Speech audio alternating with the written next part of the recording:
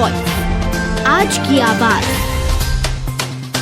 प्रदेश के नगरीय प्रशासन मंत्री कैलाश विजयवर्गीय इंदौर की यातायात व्यवस्था के साथ ही अन्य विकास कार्यों को लेकर सभी अधिकारियों और जनप्रतिनिधियों के साथ में उन्होंने एक बैठक की। इस दौरान शहर के महापौर पुष्यमित्र भार्गव और निगम कमिश्नर के साथ ही कई अधिकारी भी मौजूद रहे। दरअसल मंत्री कैलाश विजयवर्गीय शहर की यातायात व्यवस्था को लेकर जहां सुझाव उन्होंने लिए हैं तो वहीं पर आवश्यक दिशा निर्देश भी दिए हैं। मंत्री कैलाश विजयवर्गीय ने बताया कि शहर की यातायात की व्यवस्था को सुधारने के लिए लगातार प्रयास किए जा रहे हैं और इस बैठक में वन वे घोषित किए गए मार्ग, BRTS से संबंधित मुद्दों पर गंभीरता से चर्चा की गई।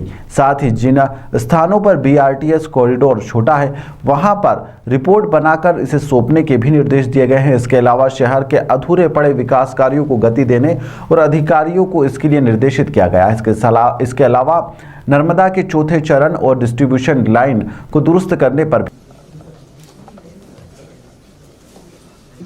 इंदौर के पूर्व महापौर श्री कैलाश विजयवर्गीय जी ने इंदौर नगर निगम के बहुत छोटे से आग्रह पर पूरे इंदौर नगर निगम के कामों की समीक्षा और जो रुके हुए काम थे उन पर चर्चा करके उनको शीघ्र चालू करने का 2 दिन पहले हमको आश्वासन दिया था और हमारी सौभाग्य है कि आज वो बहुत बड़ी बैठक, समीक्षा बैठक हुई है और कई महत्वपूर्ण निर्णय उनकी अध्यक्षता में लिए गए हैं। मैं उनसे आग्रह करता हूं कि वे मीडिया को संबोधित करें। चित्र बना के पूरे रामचरितमानस के बालकांड से लेकर और उत्तराखंड तक 41,000 चित्र शायद एक वर्ल्ड रिकॉर्ड बनाया बच्चों ने। वहाँ कम हो गए बच्चों की भावनाओं को छोड़ ले पाए, इसलिए आने में विलम्ब हुआ। Thank you.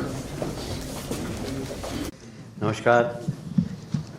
जैसा कि महापौर जी ने बताया कि आज एक मैराथन बैठक हुई हमारी और बहुत छोटी छोटी समस्या थी जिसका निराकरण हमने तत्काल कर दिया। वो कुछ आवश्यक निर्देश भी दिए हैं जिसके बारे में आपको मैं अवगत कराना चाहूँगा। BRTS में जो हमारे कई स्थानों पर काफ़ी चौड़ी, हमने कहा कि एक बार फिर से उस पर टेक्निकल पर्सन्स के साथ पूरे मार्ग का आप निरीक्षण करें और जहाँ उसको सकरा कर सकें सकरा करें, क्योंकि कई स्थानों पर बहुत ज़्यादा चौड़ी है और इसलिए उसके ऊपर काम करना चाहिए। दूसरा, AICTE के लिए अभी नगर निगम के एडिशनल कमिश्नर चलाते हैं यहाँ पे। हाँ, CEO एडिशनल कमिश्नर ही CEO होते हैं। हमने कहा कि इसमें प्रोफेशनल, भले ही रिटायर आदमी हो, कोई कर्नल हो, फौजी हो, उसको प्रोफेशनल तरीके से चलाएं और अभी इसमें जो लॉस होता है वो नगर निगम देती है। हम उसको इस बेसिस पर दें कि इस पर लॉस नहीं होना चाहिए, आप इसको चलाएं। इस आधार पर हम कुछ प्रोफेशनल आदमी को यहाँ पर रखने का हमने आज निर्देश दिया। इसके ऊपर ये लोग काम करेंगे, सरकार इनको आदेश दे देगी। नर्मदा का चौथा चरण आने वाला है, अभी तीसरा चरण आ गया। पानी हमारे पास पर्याप्त है, तो आज भी कई स्थानों पर शिकायत है कि पानी नहीं पहुँच पा रहा है।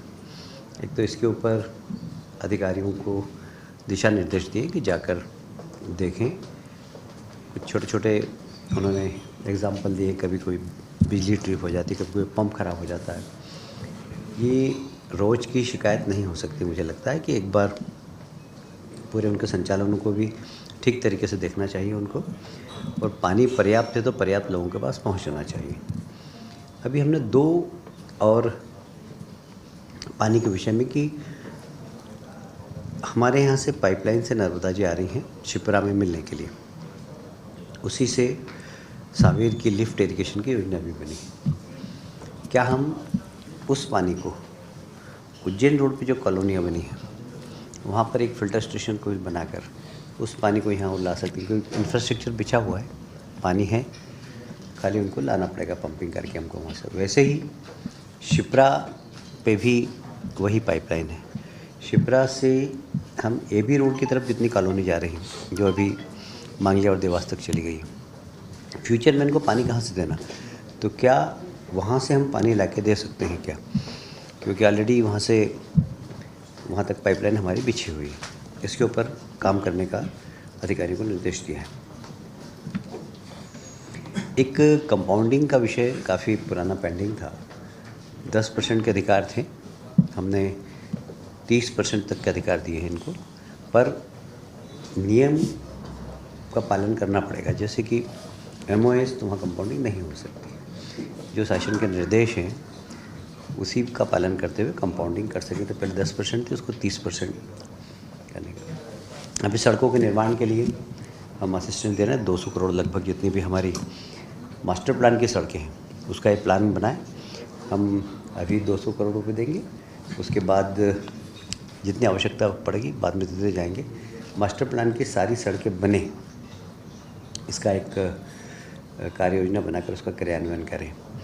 जो हमारी मेट्रो सिटी थी ABD, वहाँ पर जो 500 स्क्वायर फीट के प्लाट बचे हैं जिनको, उनको नक्शे की फ़ीस बहुत थी, उनको सामान्य फ़ीस पर ही नक्शा उनका पास करने के आज आदेश भी दे दिए गए। एक बाईपास पे जो कंट्रोल एरिया था 500 फीट का, उस कंट्रोल एरिया में भी 4 लेन बन सके, क्योंकि वो वहाँ पर हमेशा वो जाम रहता है। अब कंट्रोल एरिया की सड़क है वहाँ पर, वो हमारी फ्री में बन जाएगी, क्योंकि जिन लोगों के पास वो ज़मीन है और ज़मीन का उपयोग नहीं कर सकते हैं उनसे हम उस सड़क की कास्ट लेकर और 4 लाइन बाईपास में हम बना सकते हैं। इसके लिए भी आज विचार होगा। दूसरा, चंदन नगर का हमारा जो एक महत्वपूर्ण बाईपास का जो बहुत पेंडिंग था, पश्चिमी रिंग रोड का, उसका एलिवेटेड पश्चिमी रिंग रोड को हम कंप्लीट करने का निर्देश दिए। उसके प्लान बनाए और हम वो जाकर सीधे उधर चंदन नगर चौराहे के आगे उतरेगा। उसके भी आज निर्णय कर लिया गया है। एक नगर निगम को 50 करोड़ रुपए हाउसिंग बोर्ड से भी हम दिला रहे हैं एडवांस में, जिससे अभी ठेकेदारों को कुछ पेमेंट हो जाए, जिससे नगर में विकास के कार्य जो रुक गए हैं वो ठीक गति से चले। ये सब निर्णय हुए हैं। बाकी और भी बहुत सारे निर्णय हैं, आपको आगे पता लगेंगे सब। बाकी यहाँ इस प्रकार की बैठकें हम 3 महीने में करते रहेंगे इंदौर में, और इंदौर को अच्छी ऊंचाई पर ले जाएंगे, ये हम वादा करते हैं। इंदौर शहर की जो सुविधाएं होगी और एक रहने लायक शहर के लिए क्या क्या चाहिए, कम से कम पोल्यूशन, अच्छा से अच्छा इंफ्रास्ट्रक्चर, क्वालिटी एजुकेशन, गेम्स की सुविधाएं अच्छी हो। हमने एक स्टेडियम का भी प्लान किया है।